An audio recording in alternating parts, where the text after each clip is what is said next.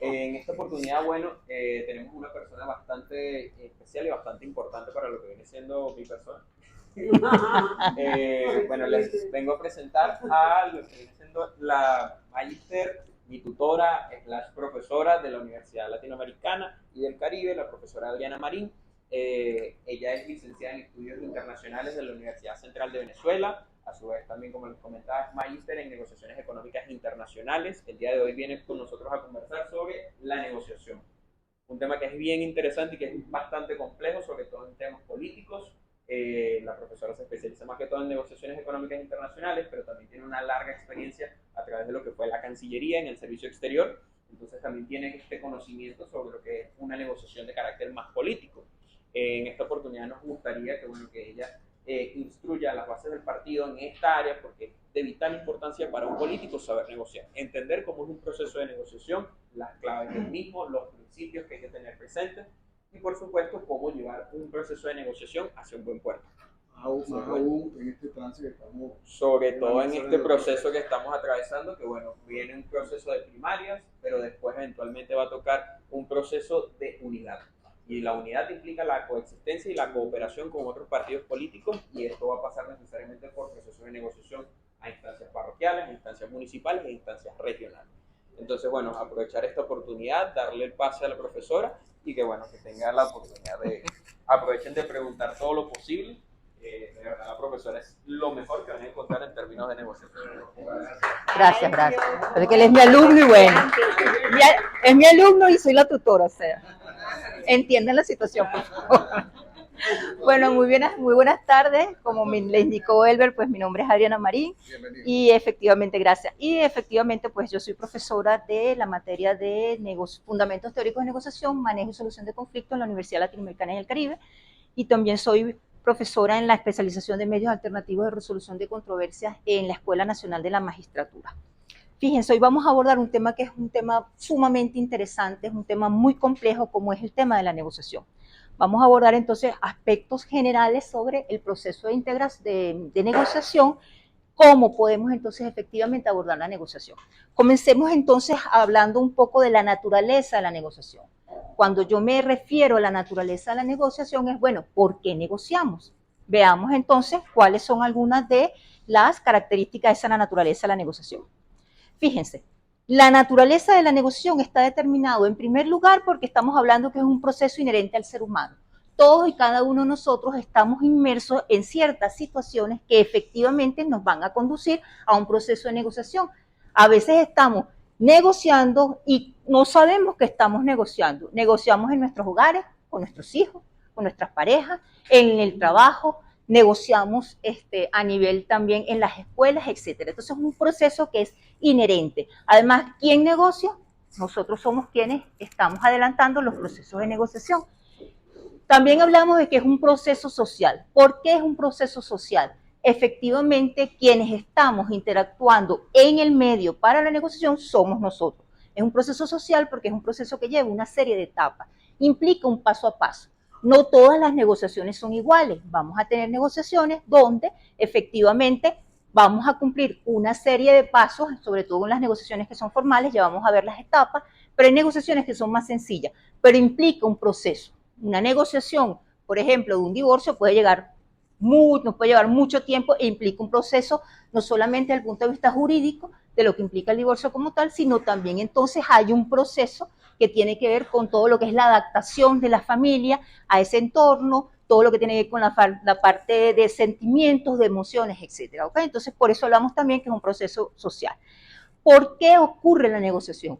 La negociación ocurre, en primer lugar, para acordar cómo compartir o dividir un recurso limitado. Cuando hay un recurso limitado, efectivamente, si tú lo quieres, si yo lo quiero, si él lo quiere, tenemos que sentarnos a negociar porque hay un recurso que es limitado. Vamos a ver entonces qué podemos hacer para obtener un resultado que satisfaga a las partes, pero también un resultado que sea un acuerdo adecuado. ¿Cuántas veces vamos a procesos de negociación donde decimos, sí, llegamos a un acuerdo, pero no quedé satisfecho? No es la idea cuando vamos a una negociación. ¿Okay? Entonces, un poco la idea es esta, ¿no? En segundo lugar, para crear algo nuevo que ninguna parte pueda hacer por sí sola. ¿Cuántas personas por lo regular? Lo mínimo que necesitan para una negociación son 2 personas. Hay negociaciones que son 2 personas o más, o negociaciones de grupo. Efectivamente, debemos adelantar un proceso de negociación si queremos llegar a un acuerdo. Entonces existe, ya lo vamos a ver, una característica de la negociación que es la interdependencia. Las partes se necesitan la una de la otra para poder resolver el problema. ¿O no es así? ¿Qué está ocurriendo en este país? Las partes se están necesitando. ¿Alguna ha podido resolver de manera individual lo que está pasando? No. Se necesitan para poder resolver el conflicto, la situación que se está presentando y para justamente llevar a buen puerto esa negociación. El tercer elemento importante... ¡Ah, ya va! No, tranquilo. El tercer elemento de la naturaleza es para resolver un problema o una disputa entre las partes. Básicamente, la negociación parte de que, como proceso social, va a resolver lo que se denomina un fenómeno social, como puede ser el conflicto. No siempre negociamos para resolver conflictos. También podemos negociar ciertas situaciones, aspectos de nuestras vidas, aspectos laborales, etcétera, que no necesariamente tienen de trasfondo o como característica un conflicto. Veamos ahora que también la negociación involucra 3 planos. Un plano cognitivo, que es aquello que aprendemos, conocemos, sabemos, lo que nos formamos, lo que recibimos en nuestros hogares, lo que recibimos en nuestras escuelas. Un plano emocional, lo que sentimos. Y un plano actitudinal, cómo nos comportamos, cómo actuamos frente a esa negociación. Si queremos una negociación perder, ganar, vamos a asumir una actitud, un comportamiento ante esa negociación. Si queremos una negociación ganar, ganar, vamos a asumir entonces una actitud también ante esa negociación. Estos 3 planos se traducen a su vez entonces en cuáles son los intereses de la negociación, qué nos motiva a negociar y cuáles son las intenciones de las partes. Les pregunto, ¿cuáles de esos 3 planos creen ustedes es el más fácil, son los más difíciles, perdón, de conciliar en un proceso de negociación? ¿Pero en qué planos están?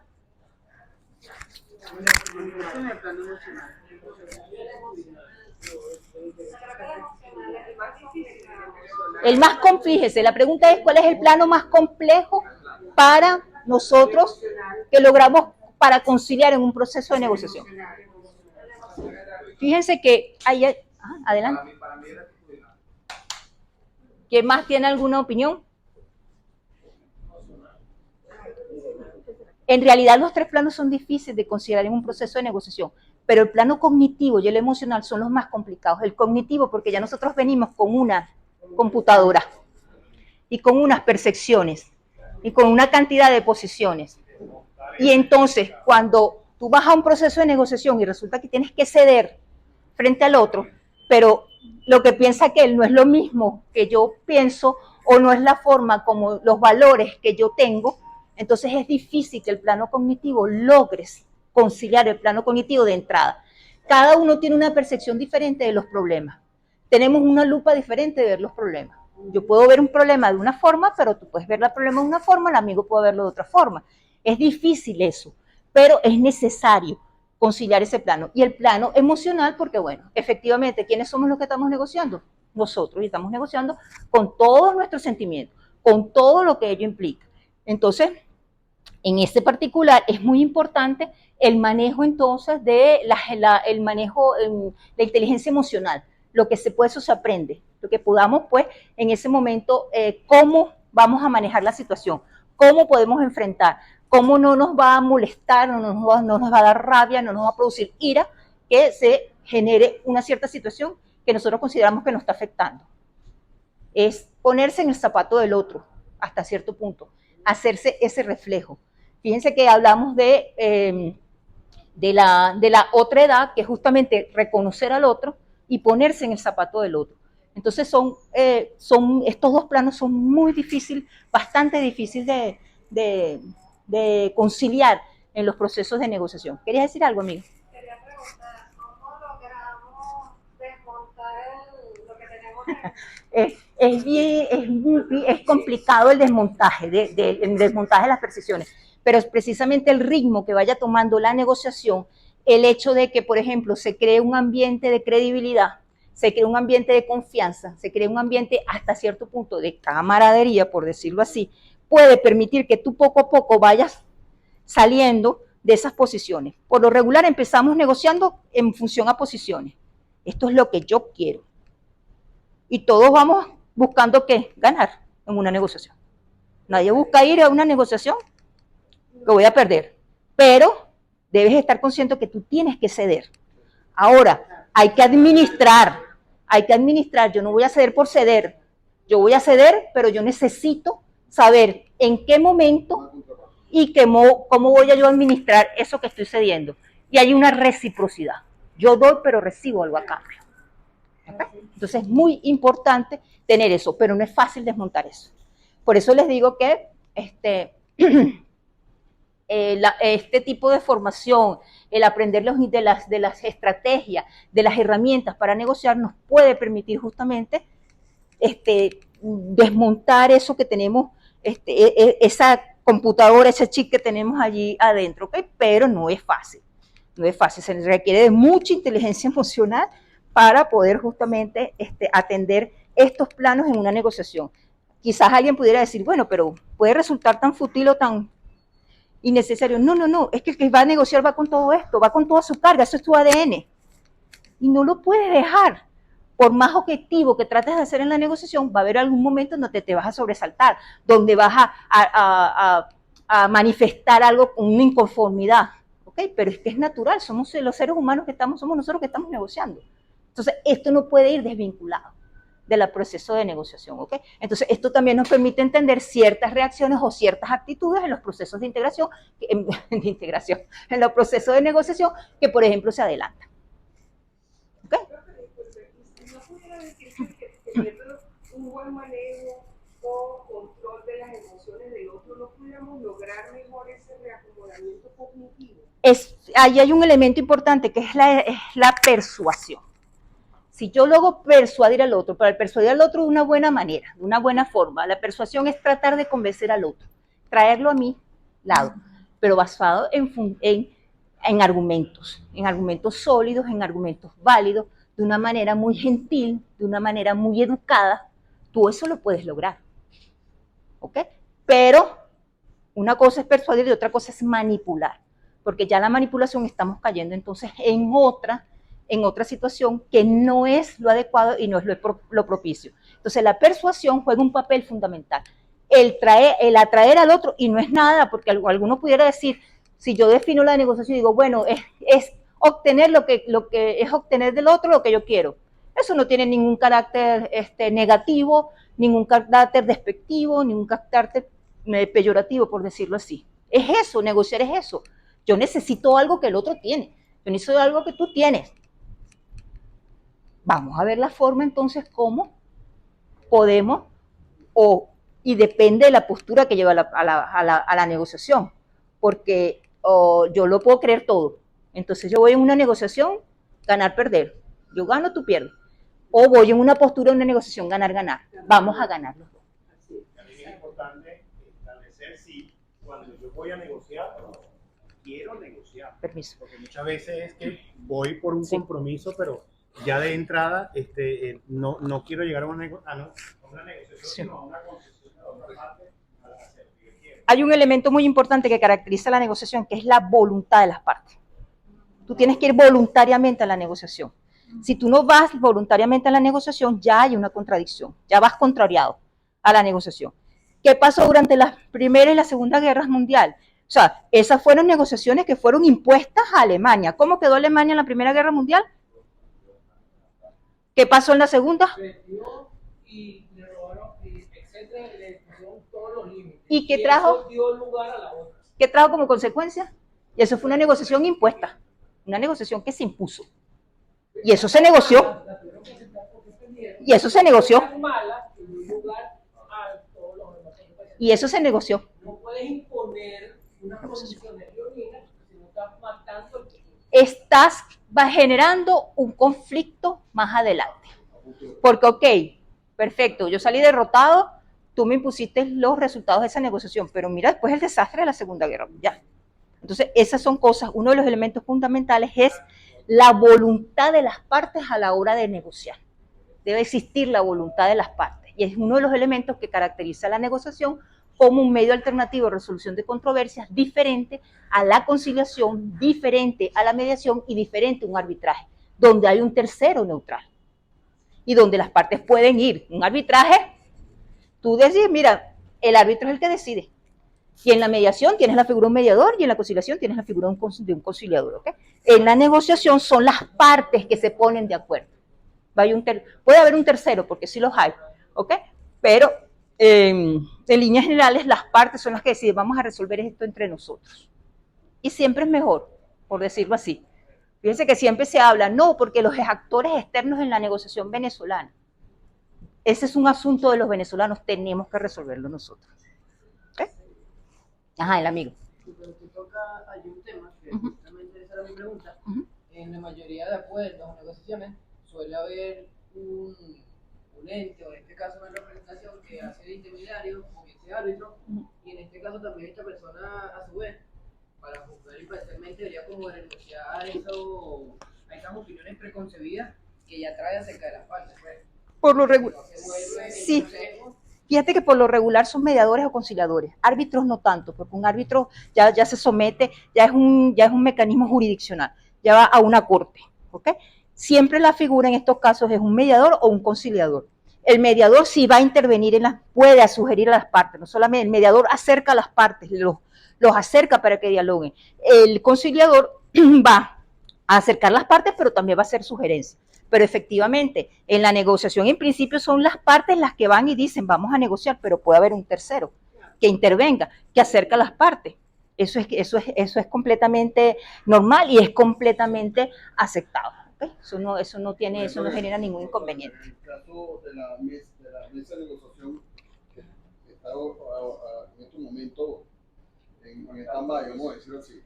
Está Noruega, Noruega está como...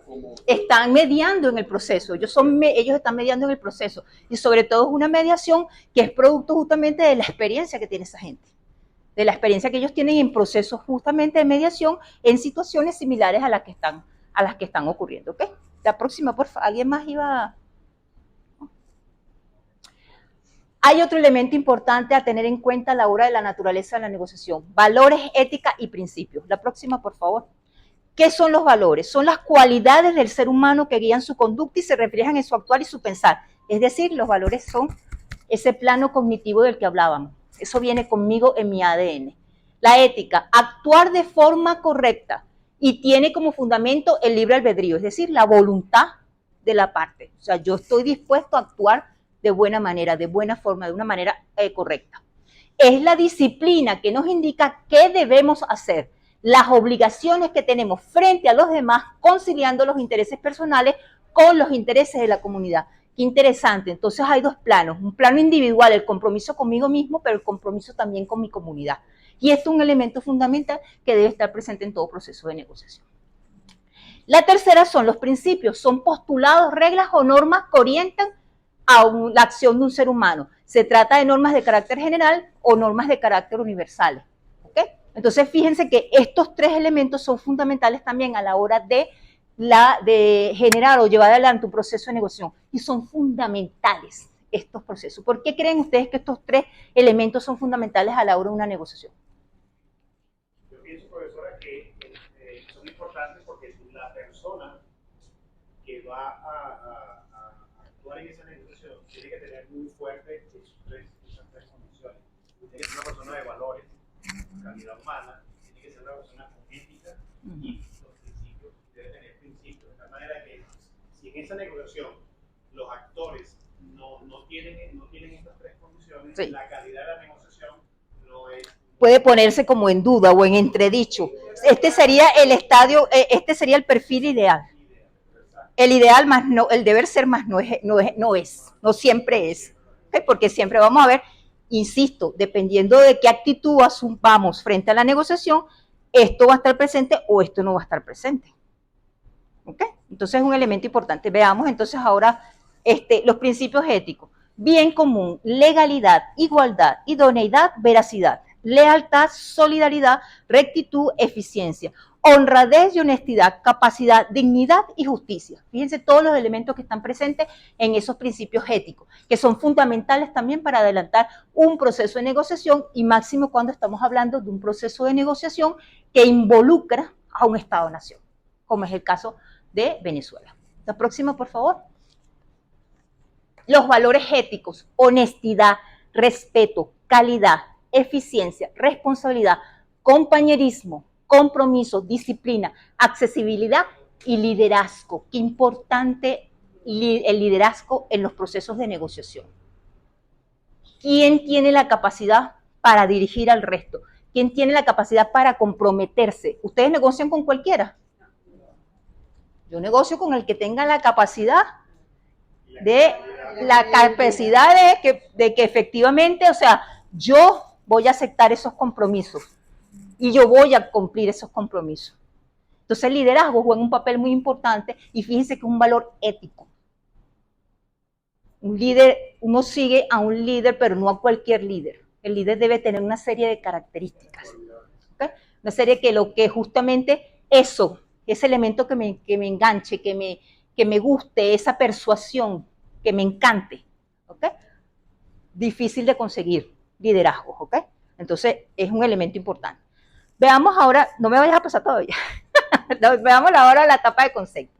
Hagamos un ejercicio de una lluvia de ideas en este momento. Yo voy a comenzar definiendo y voy a decir, vamos a completar la siguiente frase. Negociar es. Para mí, negociar es acordar. ¿Qué es negociar para ustedes? Negociar es conciliar. ¿Qué más? Consensuar. ¿Qué más? Acuerdo. Un proceso. Acuerdos. Acordar. Ceder. ¿Qué más es la negociación? Negociar es intercambios. ¿Amigo? Intercambios. ¿Qué más es negociar? Ganar, ganar. Ganar, ganar. Interesante esa concepción ya eso marca una postura en su negociación.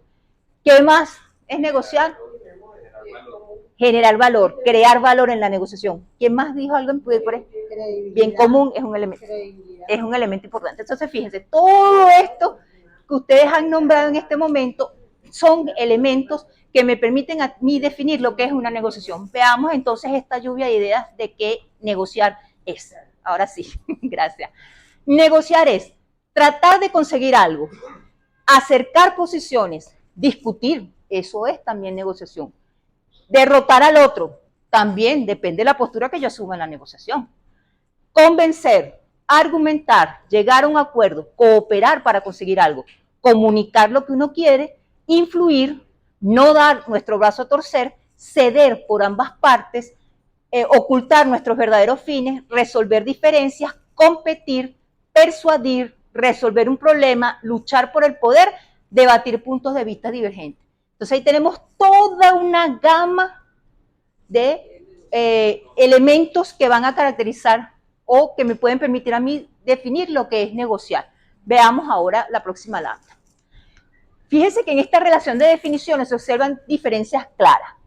Mientras para uno negociar es sinónimo de vencer, ocultar o atraer, lo que va a determinar qué actitud voy a asumir yo frente a la negociación hacia nuestra posición, para otros la negociación tiene que ver con resolver problemas, comunicarse con el otro o cooperar para llegar a un resultado mutuamente satisfactorio. Adelante la próxima lámina, por favor. Entonces, en función a eso, ¿qué podemos entender por negociación? Entonces, podemos entender por negociación que es un proceso de comunicación. La comunicación es un elemento fundamental en la negociación. Es un elemento transversal junto con la información. Y ya vamos a ver cuando estudiemos las etapas de la negociación que la comunicación y la información están presentes en todas y cada una de las etapas. Es fundamental. Si no existe una conversación, no existe un diálogo, no existe un manejo de información, imposible que podamos adelantar un proceso de negociación. Entonces, implica la persuasión de otros, lo que hablábamos, atraer al otro hacia lo que yo quiero para satisfacer esa necesidad, ¿ok? Que necesito que estén satisfechos, ¿ok? Atiende a resolver las diferencias, esos puntos antagónicos, esos intereses que creemos que no son compatibles, que son incompatibles, también nos plantea el proceso de negociación. Está orientada a la consecución de un resultado, efectivamente, todos queremos que luego de un proceso de negociación exista mínimo un acuerdo. Ahora, todas las negociaciones nos conducen a acuerdos. ¿Por qué? A veces fracasa cuando no hay acuerdo. O no necesariamente podemos hablar de fracaso. Simplemente no se dio la negociación, se cumplieron todas las etapas, pero cuando ya vamos a la etapa final, no hubo un acuerdo. Si no hay un acuerdo, para ustedes, ¿qué es importante? Es importante conservar las relaciones si no hay un acuerdo. ¿Por qué es importante conservar las relaciones? Gualma, pueblo, no todos a la vez. La amiga, la amiga. Futuras negociaciones. ¿Qué más? Tú no sabes en qué momento te vuelvas a ver con aquella cara. Porque puede ser que las condiciones que llegaron a ese acuerdo cambien y ya existe la relación. Pero ya estableciste ese contacto. Por supuesto. Incluso el hecho de que yo resuelva una negociación no quiere decir que no quede abierta una posibilidad o una ventana para discutir nuevos aspectos. ¿Pudiera decirse que la negociación no se da cuando hay intereses ocultos, cuando no se Eso son efectivamente, esos son elementos o factores que van a dañar o que van a contribuir a que no se llegue a un acuerdo en una negociación? ¿Cómo identificarlos? Bueno, es difícil, es muy difícil que identifiquemos que la otra parte, bueno, sí se puede hacer, pero bueno, hay que tener todo un proceso de observación y a veces no lo hacemos nosotros, es un proceso de observación, por eso hay un equipo negociador. Entonces hay alguien siempre en el grupo que observa la actitud, el comportamiento, salió, habló con quién, habló con fulano, habló con no sé quién, hizo lobby aquí tal parte, hizo tal cosa, asumió tal comportamiento, no estuvo en la reunión. Esos son elementos que es importante evaluar. Pero efectivamente, si yo me valgo de esas herramientas o de esas técnicas, la negociación no va a llegar a ningún buen puerto. Por ejemplo, si yo ya he pautado una agenda y estoy incluyendo, ya al final, cuando voy a firmar, mira, no, porque ahí faltó el punto tal, pero ¿por qué tú me estás incluyendo eso? Y entonces, y de allí la importancia siempre de que todas las etapas es recapitular. Nosotros acordamos, nosotros propusimos, nosotros dijimos, nosotros afirmamos, entonces siempre hay un recapitular, una retroalimentación de lo que se hizo en cada una de las etapas para reiterar de que esto fue lo que se acordó.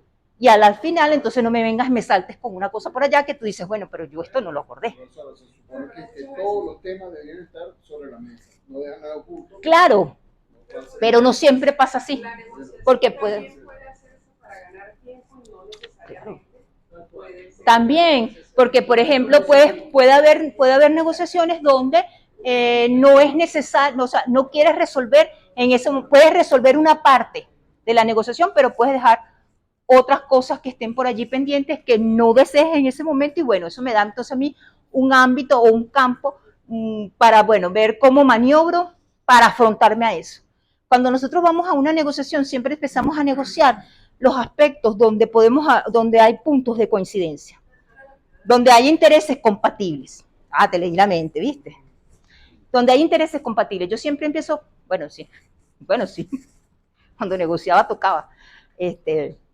Como les dijo David, yo tuve 20 años en la Cancillería, diplomático de carrera, tuve 20 años en la Cancillería y me tocó estar en la Unión Europea y negociar con los europeos, pues con la Comisión, con el Parlamento, con toda esta gente.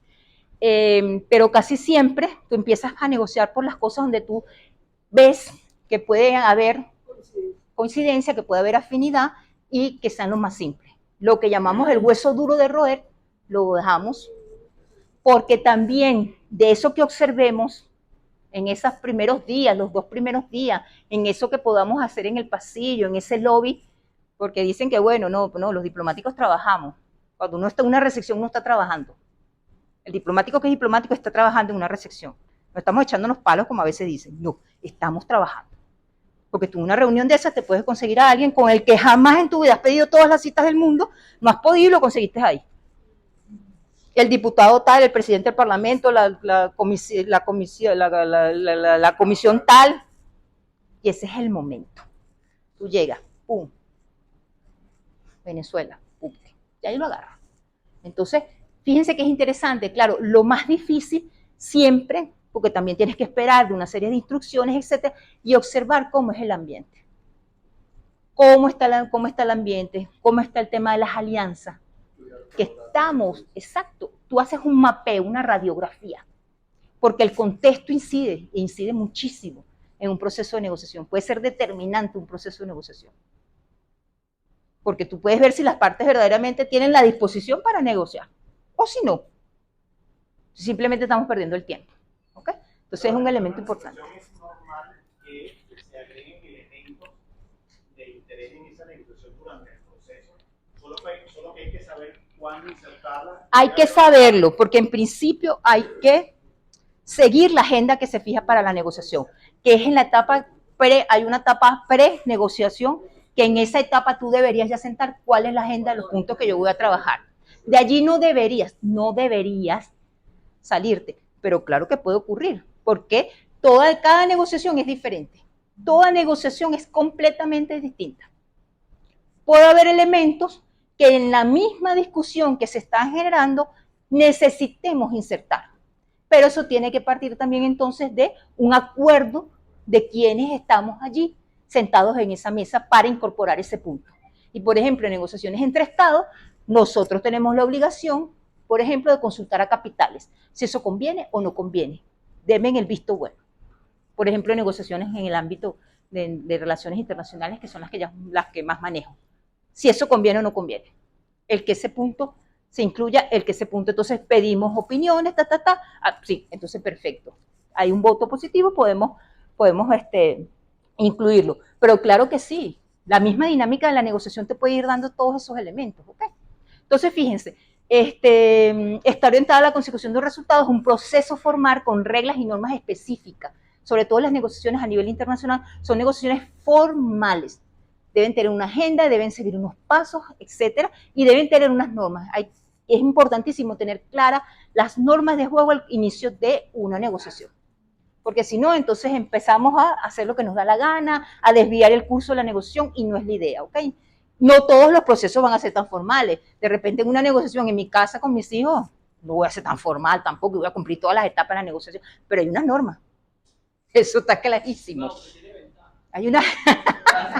Bueno, claro, no tiene el poder porque, bueno, si es el padre o la madre, bueno, y por un muchacho, pero bueno, se trata de eso justamente, de no ejercer ese poder sobre aquella criatura para que podamos negociar y entendernos bien, ¿ok?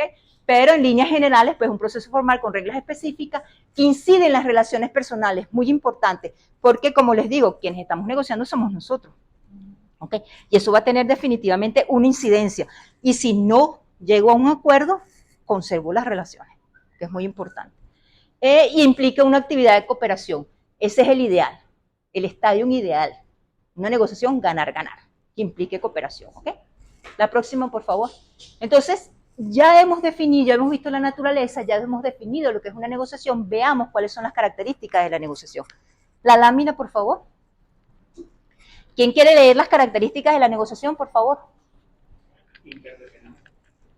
Las damas primero. Bueno, se pueden ir intercalando, no se preocupen. No se preocupen. Por eso. Sí, hay bastantes ahí. Interdependencia. Ajá. Ajá. Persuasión. Ajá. Comunicación. Ajá. Operación. Interés. Principio y regla. Ajá. Voluntad de las partes. Ajá. Ah, eso me gustó en dúo. ¿Qué más? Resolución de diferencias. ¿Y qué más? Entonces, fíjense, todo lo que hemos venido hablando hasta ahora cuando hicimos la definición del concepto de negociación. Esas son sus características, ¿ok? Pasemos a la próxima lámina, por favor. ¿Cuáles son las etapas de un proceso de negociación? Estas etapas del proceso de negociación son un paso a paso, un step by step, un paso a paso que debemos seguir. Como les digo, cada negociación es única, es peculiar y tiene sus propias características. No todas las negociaciones van a cumplir estas etapas. Hay negociaciones más cortas.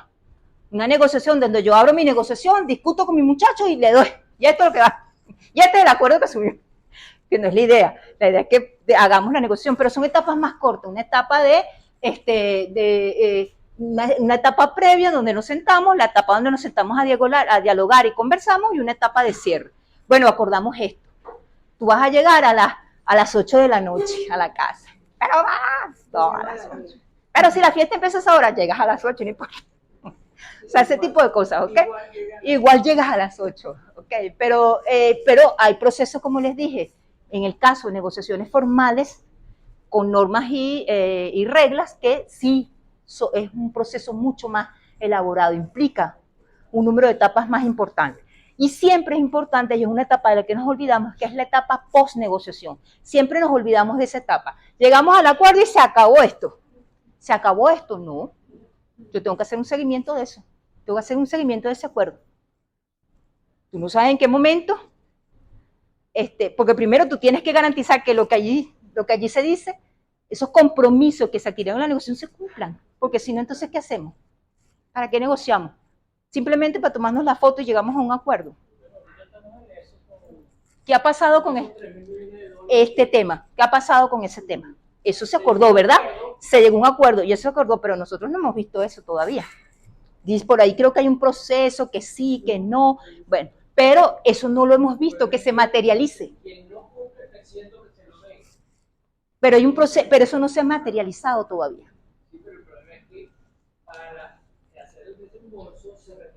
Claro. Sí, hay que cumplir unas condiciones. Por eso les digo, entonces, eso se hizo, ¿verdad? Hay que hacer un seguimiento, porque ese compromiso debe cumplirse. Y es un compromiso que está esperando todo un país.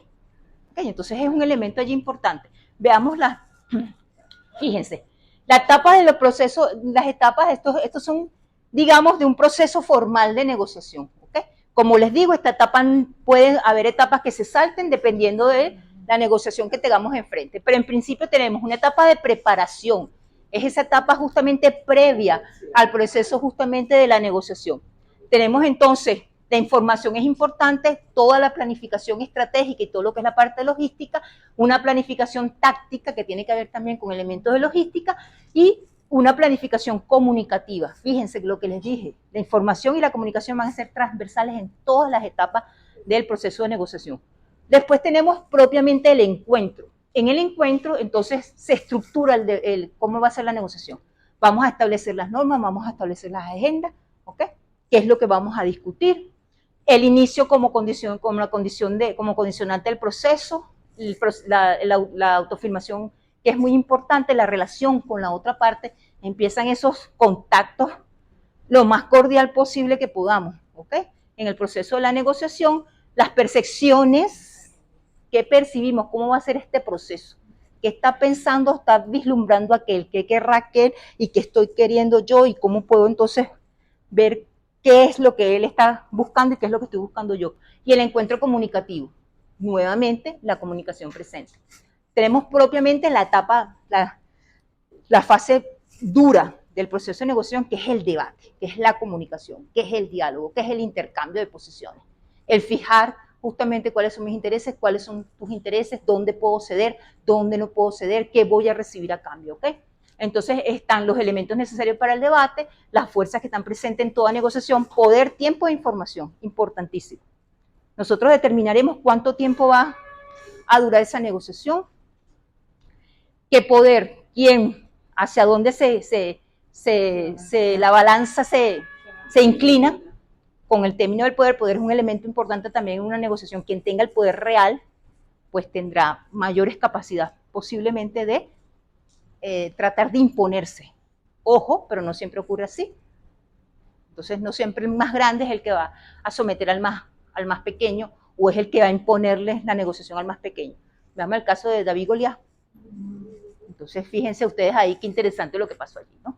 Entonces, eso hay que tener en cuenta. No hay que subestimar nuestras capacidades o nuestro poder y mucho menos subestimar el poder del otro. No sabemos realmente. Profe, en el proceso de preparación, en esa etapa, si tú eres mediador, y esto no es una pregunta, ¿no? Como mediador o conciliador, y ninguna de las dos partes se quieren sentar, y sabes que hay un conflicto grave, ¿te afecta el trabajo siguiente? Y lo hablo desde un ámbito más pequeño, quizás regional. ¿Cómo haría uno para comenzar allí a que ellos se den cuenta? Es muy difícil. No es difícil. No es difícil. Tú tienes que entren en conciencia de que efectivamente es necesario para solucionar ese problema que se sienten hablar. ¿Qué puedes tú? Tomas a una parte por separado, tomas a la otra parte por separado. Hay una serie de preguntas que el joven no debe conocer muy bien aquí, que puede utilizar un mediador, en ningún momento vas a interpelarlo, en ningún momento vas a acusarlo, no. Hay ciertas técnicas que se utilizan, ciertas expresiones, ciertas preguntas, de una manera muy sutil, qué es lo que está pasando por aquí, qué es lo que está pasando por aquí, y después los llamas a un encuentro. Y precisamente esa pregunta, ella sería la mediadora. Tú lo llamas a un, exacto, pero ya tú escuchaste a las dos partes, escúchalas por separada, porque si no, él me dijo barriga verde y él me dijo barriga morada y él me dijo no sé qué cosa, no, entonces sepáralos, escucha ambas partes, las preguntas son las mismas en ambos casos, y después entonces tú los llamas, vamos a reunirnos, y en esa reunión yo comienzo entonces primero a que tomen conciencia de la importancia que es resolver el problema. ¿Cómo los está afectando? A ti te está afectando, ¿verdad? A ti también te está afectando. ¿De qué manera te está afectando a ti? ¿Qué propuestas propones tú para solucionar este problema? ¿Cuáles son las ideas que tú tienes? ¿Hay algún punto de encuentro entre ambos? Entonces, es un trabajo. Es todo un trabajo, el trabajo de acercamiento. Pero no es imposible. Pero no es un trabajo imposible, ¿ok? Pero sí es importante porque tienen que sentarse. Ahora, si no quieren ni lo que hagas. Si hay soberbia de una parte.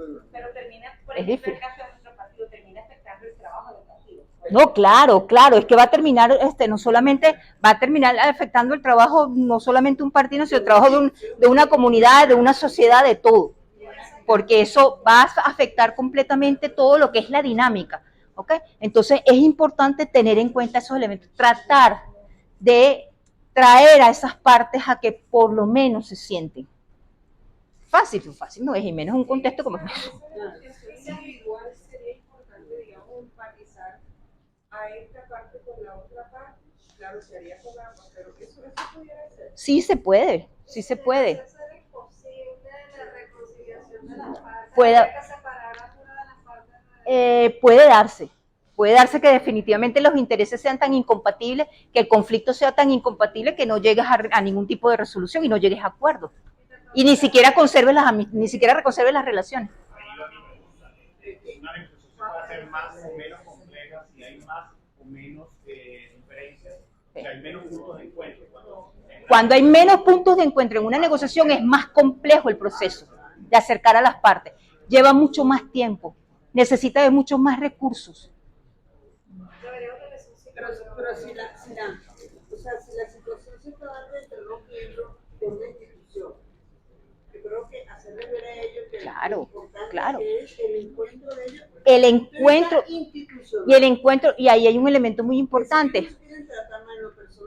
Pero eso tiene una incidencia en el rendimiento, eso tiene una incidencia en la productividad, eso tiene una incidencia en el ambiente de trabajo. Tú así no puedes trabajar, definitivamente. Estratégicamente, cuando uno quiere llegar a un acuerdo, una negociación, mantienes una situación. Pones actores en esa negociación que tú sabes que son contrastantes con el. Es importante el perfil de quién va a ser el mediador. Tú vas a poner de mediador el que tenga las mejores relaciones con todo el grupo, o sea, el más diplomático. Sí, en ciertas medidas, tú tienes que ver a quién vas a escoger como mediador. Una persona que sea suave cuando habla, afable en el trato, una persona que sepas que tiene buenas relaciones con las dos partes, que tiene sentido de pertenencia de la organización, tiene sentido de pertenencia, se siente parte de esa empresa, de esa compañía, de lo que sea. ¿Okay? Entonces, hay un perfil también del mediador. No cualquiera puede ser mediador. Y el mediador tiene una característica, debería ser neutral. No te puedes poner ni de una parte ni de otra parte, porque si no, entonces, ¿qué estamos haciendo? No estás mediando. Pues si tú vas a tomar partida por una parte, el amigo y el amigo después. Se cuenta con esas características del mediador y ambas partes siguen irreconciliables. Bueno, ahí entonces iremos a otra cosa, o sea, por ejemplo, ya tendrás que tomar medidas un poco más drásticas, ¿ok? Como puede haber en empresas, qué sé yo. Tendrás que tomar. Tienes que tomar medidas más fuertes. Sí. Y entonces fue el otro. Se fue, no le paró a nada. Sí. Tendrás que tomar, sí. Que él volviera a la negociación, No lo va a hacer. Pero entonces tendrás que tomar medidas, por ejemplo, ya tú tendrás que llevar, ya entonces puede escalar la cosa, ya tendrá que escalar, por ejemplo, a nivel de un jefe. Y ya entonces existirán algunas medidas que tendrás que tomar con respecto a esas partes. Bueno, a ti te tendré que mover y al otro no sé qué haré con el otro, o llevará un documento por escrito, algún tipo de sanción, algún tipo de llamado que se haga. Porque eso puede ocurrir. Y sin ánimo Eso puede ocurrir. Aquí, presente que nosotros hemos contestado el proceso de negociación que hubo entre Carlos y David, muy mal llevado, hasta el punto que allí existieron factores hasta religiosos para que esa gente pudiera llegar a un acuerdo. Por eso les digo, entonces, pero hay que tratar de buscar, de acercar, y hay que tratar justamente de buscar de conciliar, pero si las partes no están dispuestas, es muy difícil. ¿El amigo? en el caso de las negociaciones, ¿qué mecanismos existen para estancar el juego de los acuerdos? Y tomando el ejemplo que daba el señor con el tema de Venezuela, los 3.000 millones que obviamente acuerdan, hay unas condiciones, que hay un compromiso a ambas partes para que se cumpla esto. Ambas partes tienen que cumplir con lo que ofrecieron. Entonces, en este caso, que por ejemplo el gobierno dice que la oposición fue incumplió, pues no liberó el dinero, pero a ellos se les pusieron una serie de condiciones también para la liberación de este dinero. Por eso te digo que ahí la mediación es la que puede jugar, por ejemplo, el papel que puedan jugar Naciones Unidas, por ejemplo, en ese caso. Por eso te digo, pero el esfuerzo que puede hacer Naciones Unidas, que en definitiva es la que está involucrada en todo ese rollo, pudiera jugar un papel allí importante, porque es que estamos partiendo de posiciones de ambas partes.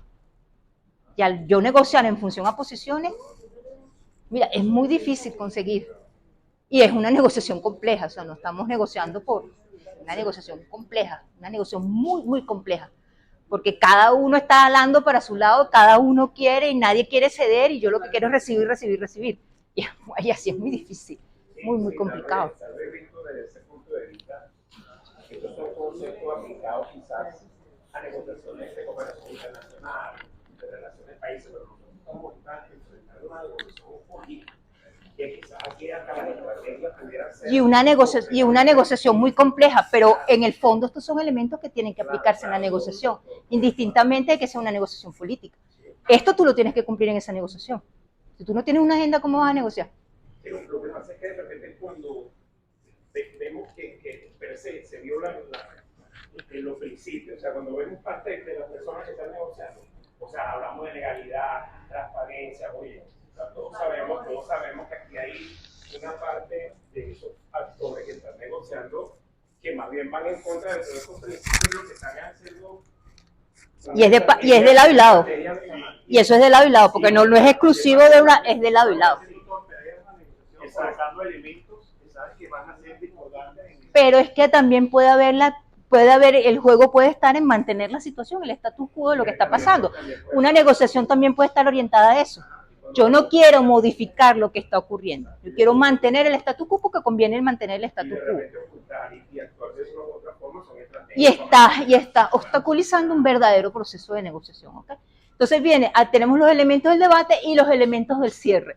En base a actitudes, estilos, posiciones, que es lo que yo le digo, entonces son con intimidación, amenazas alternativas, consecuencias de empleo de determinadas tácticas, que no son tácticas las más adecuadas o las más, digamos, las más positivas o fundamentadas en ética, en valores y en principios.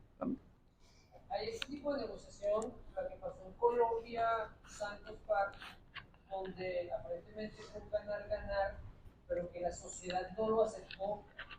¿Cómo se maneja eso? Fíjate que ese es un proceso bastante complejo porque efectivamente, desde el punto de vista de la negociación, se cumplieron los pasos y la negociación se dio y se llegó a un acuerdo. Ahora, ¿ese acuerdo se ha materializado como tal? Es un acuerdo, o sea, ¿podemos hablar de una paz duradera en el caso de Colombia? No podemos hablar de eso. Hay un sector de la sociedad que no estaba de acuerdo, un sector de la sociedad que no está de acuerdo justamente con esa política de transición o esa política de incorporación. Es difícil, ahí hay que, y volvemos entonces a ese plano emotivo y esos planos, ¿cómo conciliar esos planos? ¿Cómo? Porque es difícil que tú verdaderamente digas, bueno, yo voy a readmitir en la sociedad a un... Por ejemplo, negociar con el A un- sabe que Sí, sí, que... varios de personal. Yo lo que le iba a preguntar ahora es lo siguiente: ¿cómo hace un diplomático cuando tiene un problema ético con el lado que él representa y del otro lado también lo tiene? Porque sí, está metido entre dos años. Estás metido entre dos aguas, pero tú siempre o sea, uno está representando a Venezuela, indistintamente de quién esté en el gobierno, de que yo estoy representando a Venezuela. No es Adriana Marín que está aquí. Yo tengo que defender, como sea, los intereses y tratar de contrarrestar eso que pueda estar pasando en ese momento.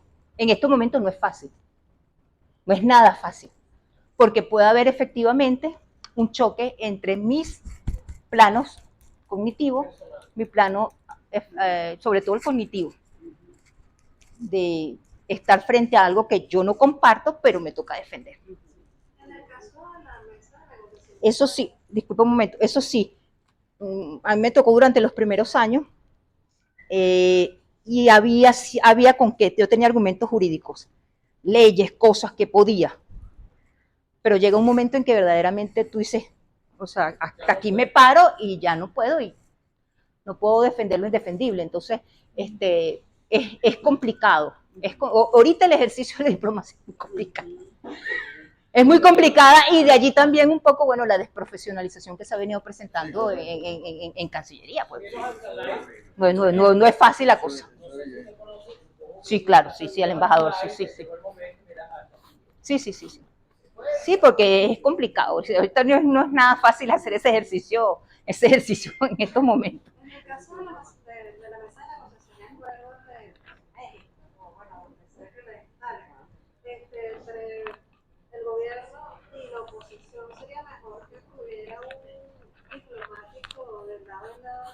No necesariamente, no tiene por qué ser necesariamente una figura de un diplomático. Fíjate que hay gente que tiene la experiencia en esos procesos. Noruega tiene una muy excelente y buena experiencia en esos procesos. Entonces, no necesariamente tiene que ser la figura, sino un mediador con suficiente credibilidad a nivel internacional, con manejo de este tipo de situaciones, con conocimiento de este tipo de situaciones, que permita acercar a las partes, pero no necesariamente tiene por qué. No necesariamente tiene por qué ser un no. No, pero no necesariamente tiene por qué asumirlo, porque si lo asume un diplomático, tendría que ser alguien de la representación la tiene el gobierno, pues tendría que ser alguien que esté de este lado. O sea, no lo puede reproducir porque nosotros somos precisamente los que representamos, pero representamos al gobierno. Yo no represento un partido político, yo represento al gobierno. Y mi investidura es como tal. Y los plenos poderes que tengo embajadores para representar al gobierno. Entonces, no tiene mayor sentido. No tiene mayor sentido en realidad. Ese representa el Estado. Pero el otro no puede tener diplomático, porque está en la oposición. Por eso les digo, o sea, los que están ahorita en ese proceso de mediación conocen de esto y tienen la experiencia y tienen la suficiente, digamos, están capacitados, digamos, para adelantar esto. Y pueden ser neutrales, que nos interesa también esa característica. De repente, si representa algún lado, o sea, no sé hasta qué punto puedas tú representar esa neutralidad que es necesaria en un proceso de negociación.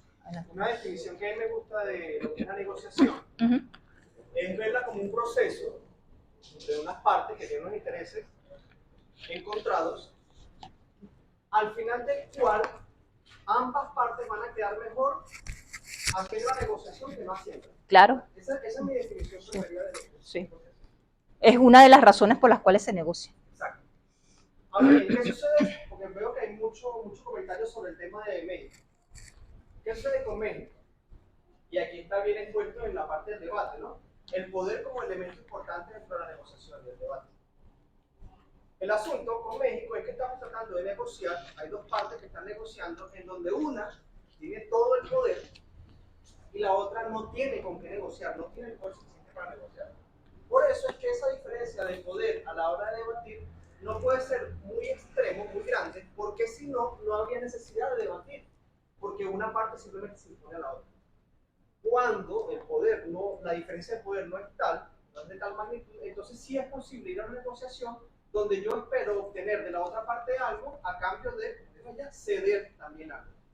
Lo que está pasando con México, o en Venezuela actualmente, es que la negociación no es un objetivo en sí mismo, sino que es un medio a través Claro, es una herramienta, del gobierno que una herramienta. otros objetivos, entre ellos Es una herramienta. tiempo, y poner los temas en la agenda, la opinión pública, buscar negociadores más acordes con los intereses del gobierno, por ejemplo, Estados Unidos. A Venezuela, o el gobierno de Venezuela, de Maduro, le interesa negociar con Estados Unidos y de cierta manera lo logró, pero pasando a través de una etapa previa que fue México, y de ahí sale la negociación con Chevron, la liberación de los presos estadounidenses que estaban aquí en Venezuela, etc. Exactamente. Entonces, esa diferencia, esa magnitud de diferencia en el poder impide que la oposición tenga fuerza para exigir. Ahora bien, ¿qué tenemos que hacer nosotros como partido político y como liderazgo político del país? Sumar intereses, agregar intereses nacionales para hacernos fuertes. Porque estamos débiles, o la oposición nacional se encuentra débil, a partir de renunciar a espacios de poder, a partir de renunciar a procesos electorales en los que no participamos y de cometer ciertos errores, todos conocemos aquí cuáles son los errores que se han cometido, que en vez de fortalecernos nos han debilitado. Entonces, procesos como la primaria, ¿verdad? Donde esperamos que sea exitoso, un liderazgo unitario, fuerte, nos permite fortalecernos como oposición y a partir de ahí poder ir a un proceso de negociación donde la diferencia de poder no sea tal que nos permita tener cierta capacidad mínima al menos de poder exigir y poder dar a cambio algo que el gobierno le interesa. Porque el gobierno, no tenemos nada que el gobierno le interese. Pero fíjense que es interesante, por eso les decía, el poder sí, el poder determina en una negociación, es importante, pero no podemos subestimar a la otra parte tampoco. O sea, tampoco podemos presentarse como que, bueno, no hay nada, porque si no, no estuvieran sentados negociando con ustedes. Por algo están sentados, por algo están sentados. Profe, es que el problema parte allí de la definición del poder como un cargo público. Esa no es la definición del poder. O sea, no podemos entender que la oposición venezolana, o sea, nosotros no tenemos ningún tipo de poder solamente porque no ocupamos cargos de representación pública. Al contrario, si hay poder, porque un ejemplo, o sea, el mejor ejemplo es que el gobierno tuvo la necesidad de sentarse en un proceso de negociación. Oye, están sentados negociando. Ustedes no están siendo desconocidos. Exacto. O sea, el punto de partida puede ser el oro retenido en Inglaterra. O sea, ese oro ya es un factor de poder. Otro ejemplo puede ser el nivel de rechazo que tiene la población hacia el gobierno, y en ese caso, quien capitaliza o quien busca de aglomerar ese poder, en este caso es de carácter electoral, son los partidos de oposición. Entonces, en ese caso, hay otro elemento de poder que obliga al gobierno a sentarse. Si el gobierno tuviese una situación como la del año 2013, 50% del país apoyando, o incluso, pero un poco más atrás, año 2012, un 60% del país apoyándolo, no tiene la necesidad de sentarse en el proceso de negociación. Eso es lo que genera cambios, y por eso es que, o sea, el escenario de 2013 no es idéntico al de México. Incluso si retrocedemos unos años, no es lo mismo el proceso de negociación de México al proceso de negociación en República Dominicana. O sea, estos elementos es lo que determina que la oposición como actor tiene poder dentro del proceso de negociación. Ahora, vamos a si el ir avanzando. principal o quien aglomera la mayor cantidad de poder, en este caso, que es el gobierno de Nicolás Maduro, porque tiene cargo de representación pública, participa en el proceso de negociación, quiere decir que hay algo que le interesa a nosotros. Sea tiempo, sea el oro, sea garantizar el cuello o incluso el proceso democrático de la vaina. Para consolidarnos, yo creo que los puntos de encuentro los hay, la parte común. Sí hay elementos, claro que hay elementos de coincidencia. Lo que hay que usar es precisamente para... ¿Dónde se puede justamente, dónde puede haber esas compatibilidades? ¿Ok? En todos esos procesos. De la etapa de cierre me interesa destacar esto, esas negociaciones que son en base a posiciones, estos elementos que llevarían. en base a intereses son recapitulativos, lo que habíamos hablado. Hay pequeños movimientos que se puedan dar. En la etapa del diseño del acuerdo, bueno, ¿qué forma puede tomar ese acuerdo? Y en la etapa de formación del compromiso, bueno, cuáles son los derechos y las obligaciones, y el cierre comunicativo. Acá hay un elemento importante. Si hay acuerdo, garantizar el cierre, ¿ok? Los compromisos. Si no hay acuerdo, salvar la relación. Es un elemento importante en la negociación. En la próxima lámina, por favor. Próxima lámina, por favor. ¿Cuáles son los elementos que podemos encontrar en el proceso de negociación? La próxima lámina, por favor. Fíjate, partiendo de una serie de interrogantes, yo puedo identificar cuáles son los elementos que están presentes en un proceso de negociación. Cuando yo me planteo quién, directamente estoy haciendo referencia a quiénes son los sujetos que van a negociar. Personas, individuos, personas, grupos, etcétera, ¿ok? ¿Qué cosa es la materia negociable? ¿En qué área? Campo político, económico, social, cultural, etcétera. ¿Dónde? El lugar de la negociación. El lugar de la negociación pareciera ser no tan importante, pero puede ser determinante el lugar de la negociación. No es lo mismo que yo negocie en mi país que negocie en otra área o en otro país. ¿Ok? Porque bueno, a eso el negociar me permite un margen de acción importante, ¿ok? Pero en situaciones como las que se está planteada, pues siempre se trata de sacar la negociación del contexto, porque hay una contaminación, vamos a decirlo así, sacarla de ese contexto para un espacio donde se supone que no está contaminado, con actores neutrales, etcétera, que es un poco lo que se ha hecho en esta dinámica. ¿Con qué? ¿Cuáles son los elementos de la negociación? El poder es un elemento, la comunicación es un elemento, la información es un elemento, los recursos humanos son un elemento, los recursos materiales pecuniarios, negociar cuesta. Tienes que mover delegaciones, tienes que mover gente, tienes que pagar una cantidad de cosas, tienes que formar, tienes que una cantidad de cosas, ¿ok? Entonces se incurre en ese tipo de cosas. Y el cómo, ¿cuáles son los modelos que utilizo? Lo más frecuente es entonces que yo me voy a hacer una negociación en un modelo competitivo o distributivo, es decir, esta torta la tengo que partir para que alcance para todos, pero yo soy la que está repartiendo, yo me quedo con la parte más grande. Yo gano y ustedes pierden, yo le voy a dar un pedacito, pero yo me quedo porque yo soy la que... Y no pasa así cuando tenemos una torta en la casa, el que reparte y reparte le queda. Es así, siempre, ¿ok?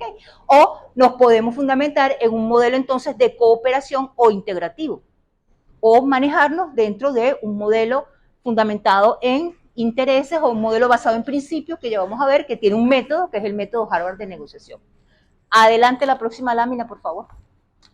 ¿Cuáles son los tipos de negociación? Y aquí entramos entonces a esto que habíamos hablado. Negociaciones de tipo distributiva o integrativas y de cooperación, o negociaciones de tipo distributivas o competitivas. Gracias por el... Bueno, claro, si ese fue alumno, no, claro, no vas a ver. Fíjense, muy sencillas, aquí tenemos los dos estilos. ¿Cuáles son las características de cada una de estas negociaciones? Negociaciones competitivas. Hay un bien que necesito escaso que necesito repartir, por decir algo, ¿ok? ¿Qué van a caracterizarla? Los participantes en principio son adversarios. El objetivo es la victoria, uno gana y el otro pierde. Se insiste en la posición, esto es lo que yo digo, esta es mi posición, de aquí no me muevo. Hay algo en la negociación que se llama el anclaje, haciendo un símil con lo que es anclar un barco. Cuando yo anclo un barco, ¿qué pasa? Ahí se quedó, y ahí se quedó, y ahí se quedó. Hasta que yo no saque ese anclaje, ese barco no se va a mover.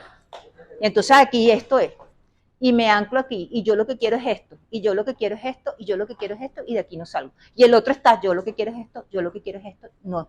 Entonces no hay lo que se llama en la negociación una zona de posible acuerdo, un margen que pueda establecer.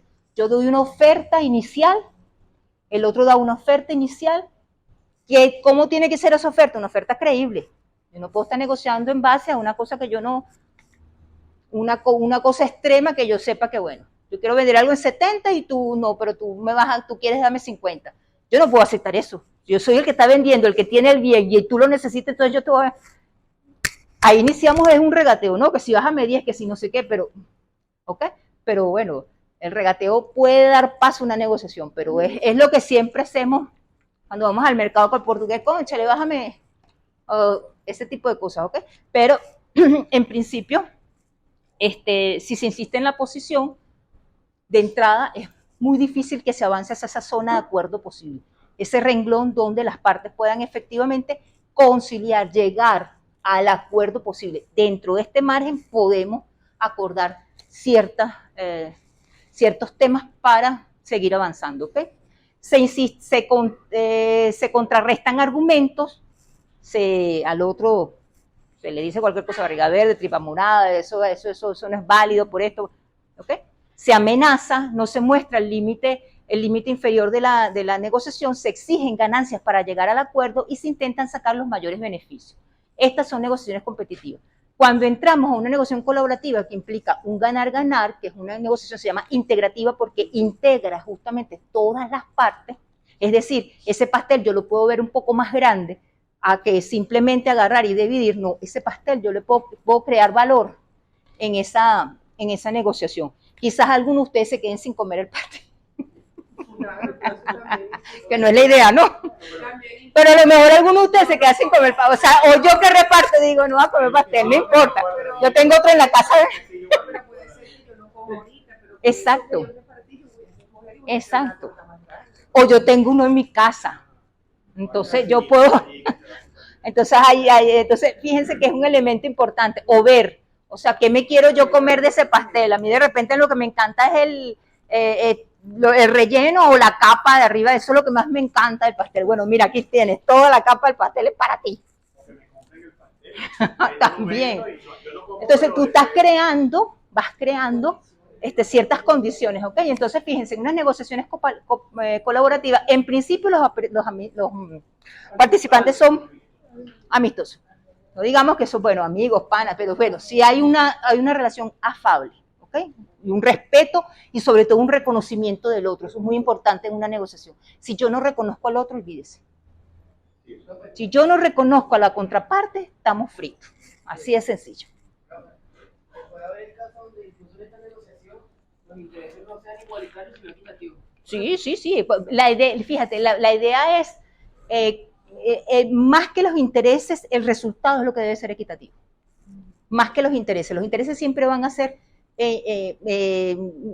antagónicos, van a haber cierta incompatibilidad, que pueden llegar a ser compatibles, por supuesto. Yo puedo pasar una negociación competitiva a una negociación colaborativa. Si yo aquí comienzo a encontrar puntos de afinidad, puntos de encuentro, puedo pasar.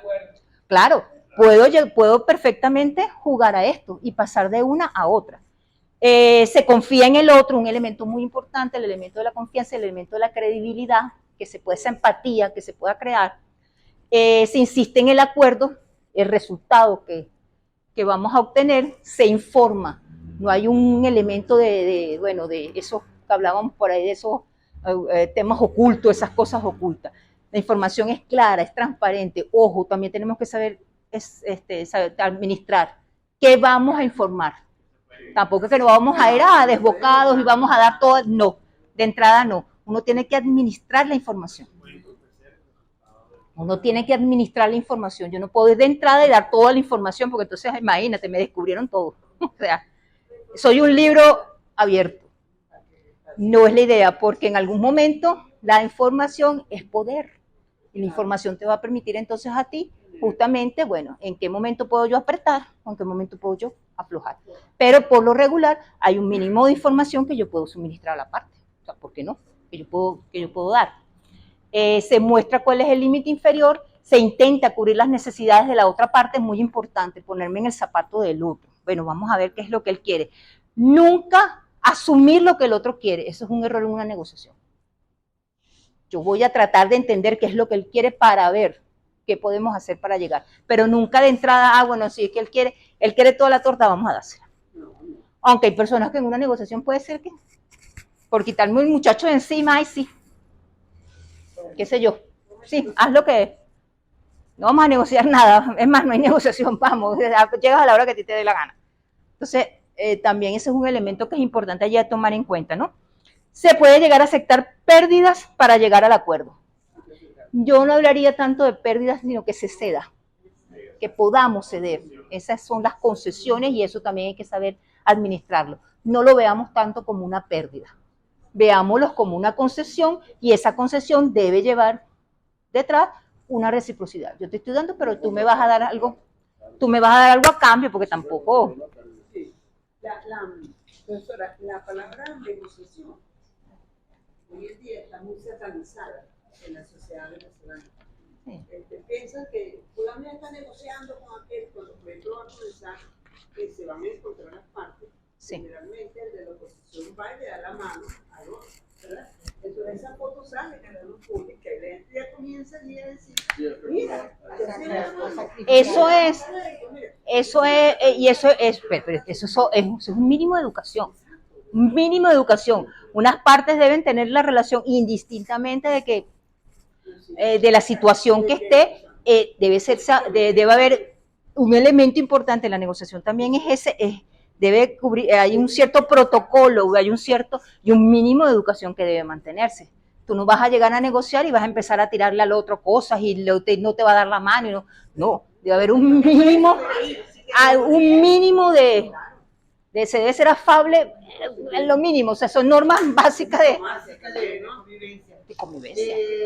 Como respondiendo un tanto a la primera aquí, yo pienso que esa organización la tiene el mismo gobierno, el mismo grupo de Maduro, porque él lo hace ver, mira, estamos aquí de camaradería, estamos en una relación de tú a tú, y eso es lo que nos hace percibir a nosotros. Pero la idea, fíjense, la idea es justamente de que el proceso, de que se vea como ese proceso, es un proceso natural. Y las negociaciones son naturales entre, como les digo, en la familia, en un país, eso trae cambios, eso trae transformaciones, hay que verlo de manera positiva, no hay por qué ver un proceso de negociación de manera negativa, hay que verlo de manera positiva, eso puede transformar una situación, eso puede llegar a conciliar posiciones. En algún momento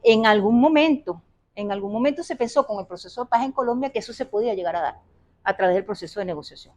Sin embargo, fíjense qué es lo que sucede, y respondiendo un poco también a la pregunta de esos planos no están completamente conciliados en ese proceso de negociación, esos tres planos que vimos, sobre todo el plano emocional y ese plano cognitivo. Yo si soy familiar de una víctima, oye, ¿cómo yo voy a aceptar que lo reinserten en la sociedad y entonces va a formar parte, por ejemplo, de un congreso o puede tener un cargo? Es difícil, no es fácil. No es fácil, no es una cosa, y es una sociedad con 60 y no sé cuántos años de lucha que todavía sigue en ese proceso. Entonces, oye, eso todavía pica y se extiende, eso es una herida que está abierta allí, y hay tres elementos, hay una teoría del conflicto, que es la teoría de Johan Galtung, que es una teoría bien interesante, eso está fundamentado en estudios de paz, esa teoría, y es una teoría bien interesante que pudiera aplicarse al caso que habla de la reconciliación y ese tipo de cosas, pero eso es muy bonito en la teoría, llevarlo a la práctica es lo que complica la situación. Decía acá la profesora, si han satanizado la negociación y desde la parte de la oposición también radicalizado. ¿Por qué? Sí, hay parte y parte. Hay un ejemplo, cuando Tomás Bonito se lanzó como candidato, ya él previamente estaba en la mesa de negociación y él estaba inhabilitado. Cuando vino a participar, la gente empezó a decir que no había negociado con el gobierno y eso le restó muchos votos, muchísimos votos. Igual que él, Manuel Rosales también lo satanizaron también, ¿no? Se negoció con el gobierno y también lo perjudicó acá Pero fíjate lo interesante de esta formación, de este tipo de actividades que se pueda llevar adelante, porque entonces podemos descubrir, no, pero es que la cosa no es quizás como nos las pintan, ¿ok? Esto es un proceso que puede crear valor, esto es un proceso transformador, esto es un proceso positivo, esto es un proceso que puede traer como consecuencia un ganar-ganar, esto es un proceso que puede incentivar las relaciones. Entonces, estos espacios pueden ser espacios propicios entonces justamente para este tipo de actividades. La próxima lámina, por favor. Lo que hablaba el chico aquí, ¿verdad? Es entre nosotros, por lo menos hablando oposición. ¿Por qué? Porque entre nosotros mismos Sí, tú decías de buscar la conciencia de las creencias, pero es realmente esa unidad y la credibilidad entre este bando lo que lleva al éxito y a tener una buena negociación. Sí, porque también debe haber un proceso de revisión interna, que estamos haciendo mal también. O sea, debe haber un proceso de revisión y a partir de allí, entonces, ¿cómo me ve, cómo me percibe el otro? ¿Cómo me percibe el otro cuando estoy frente a la negociación? Y más cómo me percibe el otro, cómo me percibe el resto. Fíjate que hablábamos de la comunidad, hablábamos de una cantidad de elementos, porque la negociación va a permear eso. Entonces, hay un proceso también de reflexión a nivel interno que es importante. Chávez, cuando llega al poder como buen populista, comienza a dividir la sociedad. Se comienza a polarizar. La sociedad venezolana con Chávez se polarizó de tal manera que se volvió casi irreconciliable las posturas de las diferentes partes. Y pasamos de ver la política o en lo político, personas con posturas diferentes a la mía, pero con las cuales puedo llegar a un acuerdo, es decir, adversarios políticos, y se pasó en Venezuela a ver la política como una situación casi de guerra, donde el otro no es un adversario, no es un ciudadano, no es una persona, sino que es el enemigo. Es el enemigo. Y con el enemigo no se dialoga, con el enemigo no se negocia, el enemigo ni habla. Y eso lo comentó Chávez. Y no necesariamente, pero lamentablemente, porque existe un derecho internacional humanitario que te va a llevar a que tú tienes que atender esas situaciones. Pero sí. Y hay un derecho internacional. Eso es algo, claro, él tiene razón en eso, pero se tuvo que legislar porque no es natural, no es intuitivo. ¿Okay? Pero el punto al que voy es el siguiente: esa política de Chávez lamentablemente permeó tanto al país que incluso nosotros, y me refiero a nosotros, las personas que no somos demócratas, asumimos esa postura y comenzamos a ver en el otro no un adversario, sino un enemigo. Entonces, por eso es que se nos hace tan difícil. Y no solamente que comenzamos a verlo porque desde el punto de vista discursivo nos convencieron de que era así, sino porque en la práctica y en la realidad, realmente esa gente se convirtió en enemigos del pueblo. Y nos han hecho tanto daño que no es difícil verlos como enemigos. Ahora te pregunto, ¿no hemos llegado a una destrucción? ¿Nos hemos destruido entre nosotros? Afortunadamente no. No hemos llegado todavía a eso. Afortunadamente sí. Entonces, en ese camino han habido puntos nos hemos encontrado en algún momento. Lo veo difícil porque la polarización ha perdido fuerza en Venezuela. Es decir, ya no, la sociedad no está tan polarizada como lo estuvo en algún momento, pero aún queda en algunas personas esa tendencia a ver la política como una... Fíjate, ahí hay un elemento importante. O sea, que en realidad no es que no existe la polarización, sino que ya hay más miedo que otra cosa. No, y ahí hay un elemento también importante. Fíjese, no es que no hubiera polarización antes de Chávez. Quizás estaba oculta. No había salido el underworld, no había salido de ese submundo. Sale porque hay un proceso nuevo, hay un proceso, pero la polarización existió. Vamos a decir que tú entre adecos y copellanos, entre no sé qué, quizás no con la misma dimensión, pero es que hay un cambio, hay una ruptura, hay un cambio de paradigma, hay un nuevo proyecto. Pero fue un elemento que quizás estuvo ahí, tú sabes, oculto, y aquí se visualiza, sí, se visibiliza, pues que por decirlo así. ¿El amigo? No, voy a complementar lo que decía el amigo. Nosotros en la ciudad de que estuvimos con Enrique Capriles, y obviamente hay un pequeño grupo muy radical. Sí, y lo vas a tener. Sí, lo vas a tener. Pero hay una confrontación que terminó a golpes. Bueno, comenzó el golpe y terminó con un par de agua. ¿Qué disolvió? ¿Lo disolvió? Pero los dirigentes políticos ahí, que éramos 40, 45, fuimos salvados por lo que sigue. Los vecinos bajaron y dijeron no más. El no político. O sea, porque digamos que la confrontación está entre los dirigentes políticos que están apoyando a Enrique más los dirigentes políticos mandados por el alcalde de Los Teques, pero fueron los vecinos los que inclinaron la balanza, él va a entrar y va a hacer algo que dijo. Claro, porque no están dispuestos a seguir. Confrontaron, claro. Políticos estamos en primera línea y estamos a la expectativa de una de lo que podía ocurrir. Pero eso lo que dice el compañero que me antecedía es muy real. Usted ve cómo se expresa un chavista de un opositor y es muy ofensivo. Pero al revés es igual. Al revés es igual. Palabras que a veces uno dice, pero bueno, tú me estás diciendo a mí que yo no te diga esto, pero tú me estás tratando a mí. Y entonces ya hay reciprocidad. Si tú me golpeas, yo te golpeo. Si tú me insultas, yo te insulto. Entonces, fíjense la complejidad, ¿no? Y es nuestro trabajo. Fíjate la complejidad. Y es nuestro trabajo hacerle ver a la sociedad venezolana. Pero fíjate la complejidad. Bueno, lo que siempre decíamos, pues, los magallaneros y los caraquistas. Tú salías a un juego y tú ibas, yo soy magallanera de paso, con mucha honra.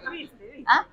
Los magallaneros, bueno, los magallaneros y los caraquistas, bueno, se agarraban, pero siempre ahí uno salía del estadio, bueno, ganaste tú, bueno, ganó el otro. Pero siempre existía ese mínimo de convivencia, ¿ok? Pero es un problema que está de lado, de lado y lado.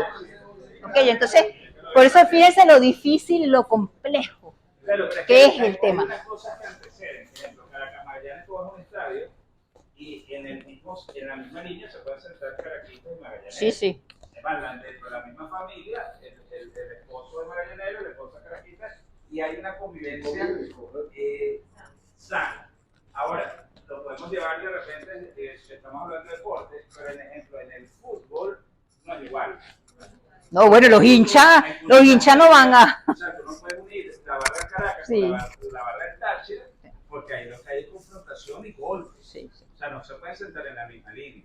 Claro, detrás de eso habrá culturas, habrá otras cosas. Posiciones y todo ese tipo de cosas.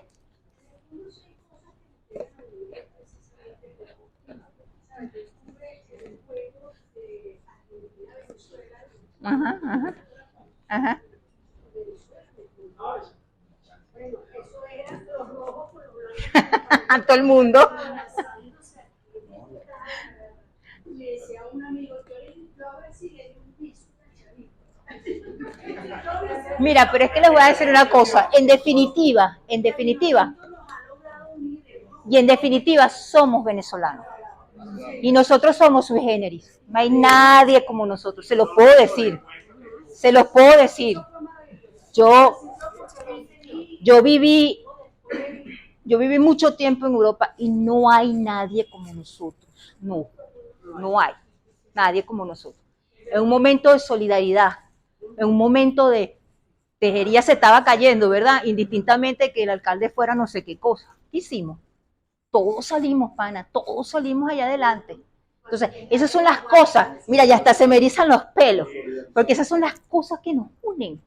Esas son las cosas que nos unen. Y eso es lo que tenemos que explotar, y eso es lo que tenemos entonces que hacer valer. Porque eso es lo que nos une. En definitiva, todos estamos viviendo en este país, a todos por igual, chavitas, no chavitas, lo que sea, a todos la crisis nos está afectando, a todos nos está por igual. Pero tenemos un sentido de pertinencia que es importante. Indistintamente de la tolda, indistintamente del color. Y a la hora de que tú digas Venezuela presente, está Venezuela presente con rojo, con amarillo, con azules, con blancos, con lo que sea. ¿Ok? Entonces, ese es un elemento que hay que tener en cuenta. Hay que tener muy presente ese elemento y que eso no nos lo quiebren y eso no nos lo fracturen. Muy importante. No permitamos que eso nos lo quiebre y que eso nos lo fracturen. Porque yo tengo también que ponerme en el zapato del otro y el otro tiene que ponerse en el zapato mío. Yo tengo que reconocer al otro. Yo me quiero ser. Lo principal es eso. En el momento que tú te sientes reconocido, cónchale, qué importante. Me reconociste, me viste, me estás escuchando. Pero si no, entonces imagínense, o sea. Bueno, vamos a la próxima. Esto también lo pudiéramos denominar que está dentro de las formas de negociación, que es el denominado método Harvard. Los profesores Roger Fisher, William Ury y Brooks Patton son los máximos exponentes de este un método que surge en una universidad en Estados Unidos justamente, Y este método es también conocido como negociación por principios, intereses o méritos. ¿Ok? Su objetivo es brindar un procedimiento que sea utilizado por cualquier persona, que pueda aplicarse en todo tipo de negociaciones y que genere un resultado satisfactorio para las partes. En principio, es un método que plantea un ganar-ganar, que implica una cooperación, una negociación de tipo integrativa. Es el más utilizado para negociar a nivel mundial por considerarlo eficaz y eficiente para las partes. Les demanda actitudes cooperativas, les pide, tienen que cooperar porque si no, no van a resolver esto. ¿Okay? Les genera menos desgaste emocional. Bueno, si partimos de que voy a cooperar, me voy a desgastar menos, ¿no? No voy a estar en una lucha ahí, o voy a estar fundamentada en posiciones y posiciones y posiciones, ¿ok? Plantea la obtención de mejores resultados en conjunto y fortalece la relación. Veamos cuáles son algunos de los elementos o los principios de esa negociación basada en este método. Las personas fundamentales, ¿quiénes negociamos? Nosotros, y negociamos con toda esa carga de elementos que vimos y con esos 3 planes. Los intereses, muy importante, concentrarse en los intereses y no concentrarse en las posiciones. Si me concentro en las posiciones, no avanzo, anclo la negociación. Si empiezo entonces a ver, bueno, ¿qué tiene el otro que yo necesito? Y comienzo a negociar con él, encontrar puntos que sean coincidencia, podemos avanzar. Las opciones, abre el abanico. ¿Qué tengo delante? Bueno, puedo esto o esto. Y los criterios son muy importantes porque son los que le van a dar legitimidad al proceso. El criterio implica, bueno, yo voy a fundamentar la negociación, pero yo voy a argumentar porque la ley dice, porque el reglamento establece, porque la norma me dice, porque mi convivencia establece, mi documento de condominio señala. Entonces ya yo voy con una base también que me permite, me crea un suelo. Y también entonces hace que la negociación esté fundamentada en algo que tiene una lógica, una legalidad, una credibilidad, y que por lo regular son esos usos que hablábamos, de esos usos de carácter general que pudiéramos eventualmente presentar en la negociación. La próxima, por favor. Entonces, el método Harvard desarrolla en función a esos principios y se desarrolla estos 7 elementos. Los intereses y las opciones, las alternativas, la legitimidad que está fundamentada en esos criterios, compromisos o acuerdos, la comunicación y la relación. Fíjese, la comunicación nuevamente presente y la relación también. La próxima lámina, porfa. Los intereses, bueno, ya habíamos hablado que vamos a negociar en función a principios ya, intereses, ¿qué podemos nosotros entonces obtener? Las opciones, abre el abanico, ¿qué tengo para ofrecer en ese proceso de negociación? Las alternativas tienen que ver con ese as bajo la manga que tengo. Si yo no llego a negociar, yo tengo que ir a toda negociación con algo que se llama, en la negociación, una mejor alternativa al acuerdo negociado, una MAAN. Si yo no llego a una negociación, yo me valgo de mi mejor alternativa.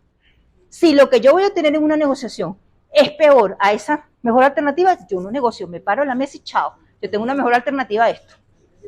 Pero siempre es recomendable que se vaya a una negociación con una MAAN, o en inglés también se conoce como BATNA, ¿ok?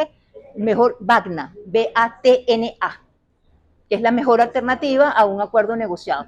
Entonces siempre es muy importante, si yo no llego a negociar, yo tengo mi MAAN, yo tengo mi mejor alternativa. Y si eso, lo que yo voy a obtener no es pésimo, yo no negocio, me paro a esa mesa y chao, ya yo tengo mi mejor alternativa, ¿ok? Las opciones se muestran en la mesa de negociación. Yo muestro, esto es lo que tengo. Las alternativas me las guardo casi siempre, ¿ok? Alternativa es ese as bajo la manga, eso lo tengo yo aquí. Digo, bueno, no negocié, pum, saco mis alternativas. Las alternativas depende, pueden ser que se den a conocer, pero por lo regular las alternativas, y es uno de los errores que vamos a ver que se pueden hacer en la negociación, de que justamente de que no confundir las opciones con las alternativas. La alternativa es cuando no negocio. Si yo no negocio, tengo mi alternativa. La opción yo la muestro en la mesa de negociación. Abro mi abanico, esto es lo que hay, vamos a ver con qué voy a negociar, ¿ok? La próxima lámina, por favor. La legitimidad, un elemento importante, está asociado con ese tema de la credibilidad.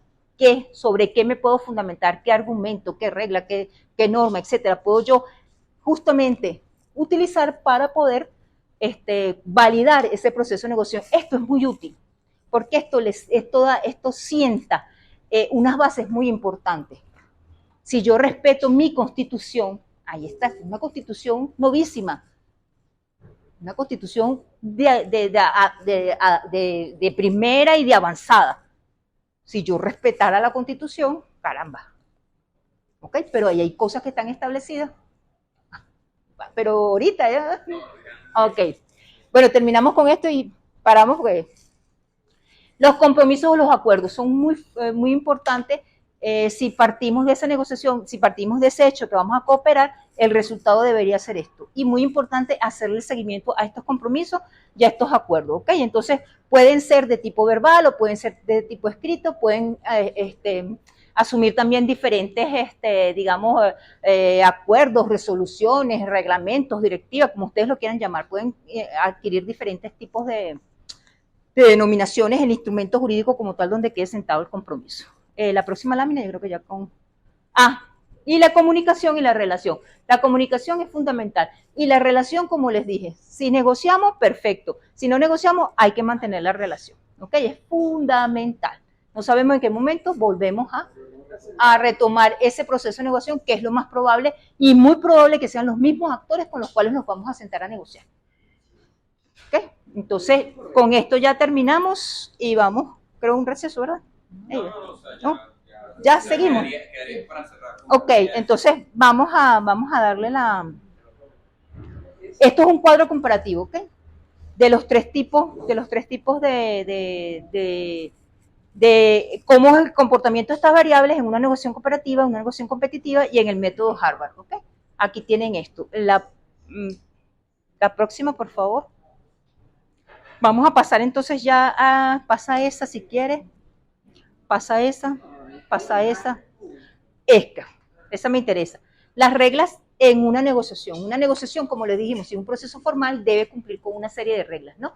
Vamos a ver cuáles son esas reglas que establece esta profesora con respecto a reglas que deben observarse en todas las negociaciones. No piense que la negociación es un juego, importantísimo.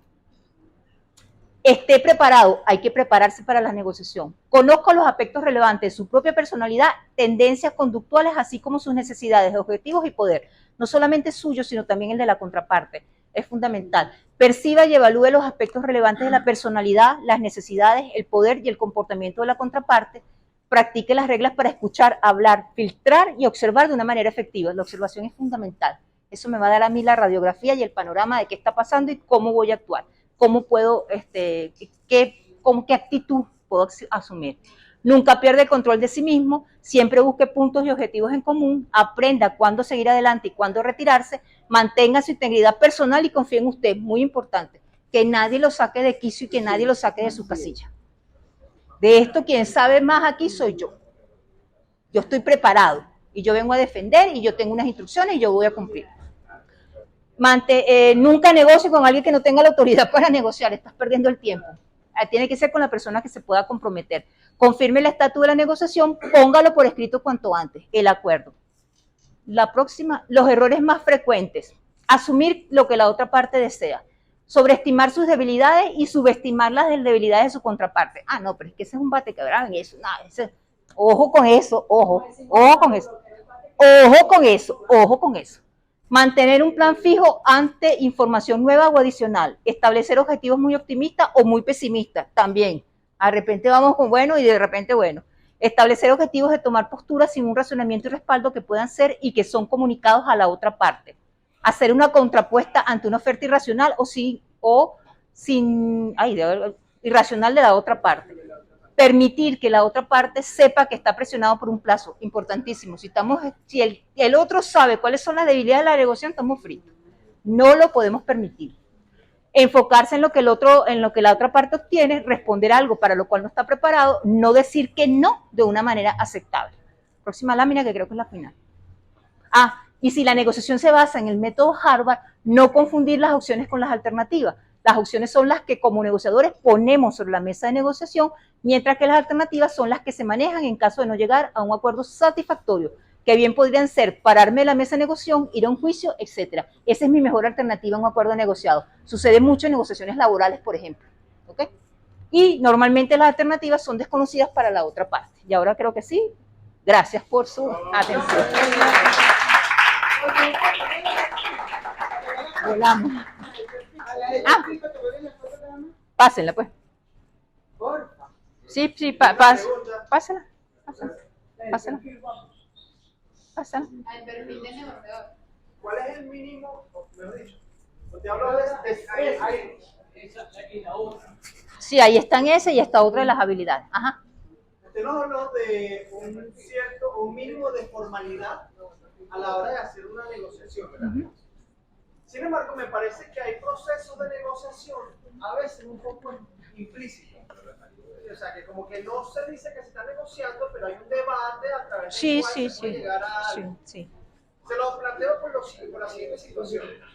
Actualmente, ¡Ay, la apagaron! Actualmente, dentro del marco del proceso de las elecciones primarias, hay dos posturas opuestas, ¿sí? Con respecto al tema de el apoyo o no del CNE. De la intervención del Consejo Nacional. ¿Podemos decir que estamos frente a un proceso de negociación con respecto a ese tema? Sí, porque tú estás tratando de ver cómo construyes la unidad. Y en esa construcción de esa unidad tú tienes que acercar esas partes. Esas partes están fundamentadas ahorita en una posición. Yo no voy, yo sí voy, yo sí quiero. Y fíjense lo que están haciendo, lo que está haciendo estas personas que están interviniendo, y es justamente tratando de ver cómo acercan las partes. Porque la idea es que esto sí se venda como unidad, porque si no, amigos, si no, entonces ahí tengo que ver cómo persuado al otro y lo convenzo, que va a ser difícil. Yo no sé hasta qué punto, se pueda dar ese proceso de ese acercamiento que permita ir visualizar ese proceso, pues que lo que se transmita sea eso, ese concepto de unidad que es tan importante. ¿Okay? Pero bueno, en eso están, pero las posiciones son difíciles, las posiciones son complicadas. Entonces, gracias por la atención de todos.